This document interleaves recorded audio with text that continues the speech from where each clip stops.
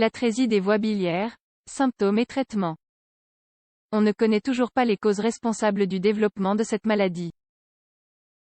Certains chercheurs pensent que les bébés naissent avec. D'autres pensent que cela est dû à l'exposition à des substances toxiques ou à des infections.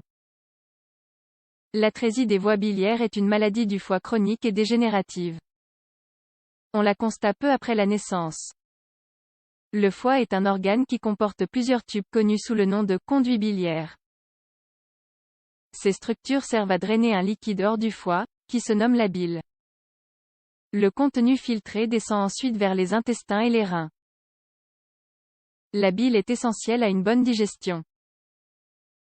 Elle transporte des déchets du foie vers l'intestin et les reins pour les éliminer. Les conduits biliaires d'une personne qui souffre d'atrésie des voies biliaires sont bouchés. La bile ne peut ainsi pas sortir du foie. Celui-ci s'abîme et touche à son tour de nombreuses fonctions vitales du corps.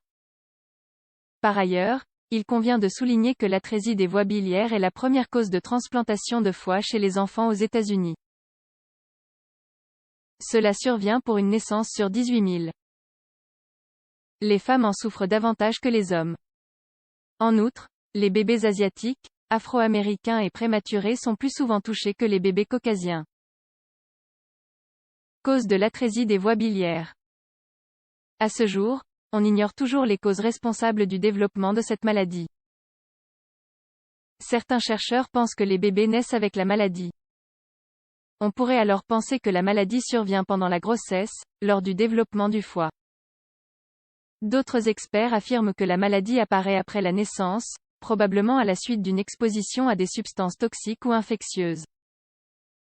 On pense que l'atrésie des voies biliaires n'est pas associée à des médicaments consommés par la mère, à ses antécédents médicaux, ni avec ce que la mère a pu faire pendant la grossesse. On ignore également s'il y a une relation génétique dans le développement de la maladie. En outre, il est peu probable que la maladie se répète une fois dans une famille. Quels sont les symptômes? Les nouveau-nés atteints de cette maladie peuvent paraître normaux à la naissance. Néanmoins, l'ictère, une coloration jaunâtre de la peau et des membranes des muqueuses, se présente vers la 2e ou 3e semaine de l'enfant. Le bébé peut prendre du poids de manière normale pendant le premier mois. Il perdra ensuite du poids, deviendra plus irritable et présentera une aggravation de l'ictère. Il peut également développer d'autres symptômes tels que retard de croissance selle pâle ou de couleur argileuse, urine foncée, augmentation de poids très faible ou nulle, splénomégalie, augmentation de volume de la rate, traitement de l'atrésie des voies biliaires. La prise en charge thérapeutique de l'atrésie des voies biliaires est très controversée. En effet, 80 à 85% des patients atteints finiront par avoir recours à une transplantation. En outre, tel que nous l'avions mentionné, c'est une maladie irréversible.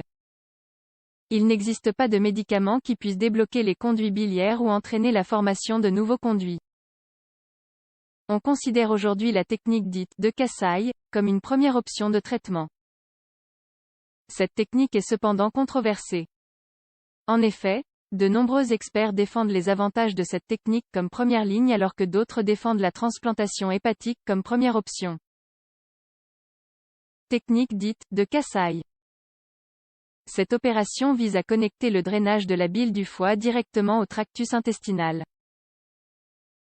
Cette technique est plus efficace si on la réalise avant les 3 mois du nouveau-né. En outre, elle permet à l'enfant de grandir et d'être relativement en bonne santé pendant de nombreuses années. Il est important de prendre en compte le risque de l'apparition d'une cholestase. C'est une accumulation de bile dans le foie qui peut provoquer des dégâts hépatiques. Transplantation hépatique.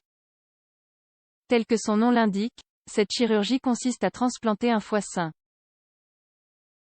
Ce nouvel organe peut provenir d'un donneur décédé, d'un morceau de foie d'un donneur décédé ou d'un morceau de foie d'un proche ou toute autre personne dont le type de tissu soit compatible avec celui du patient.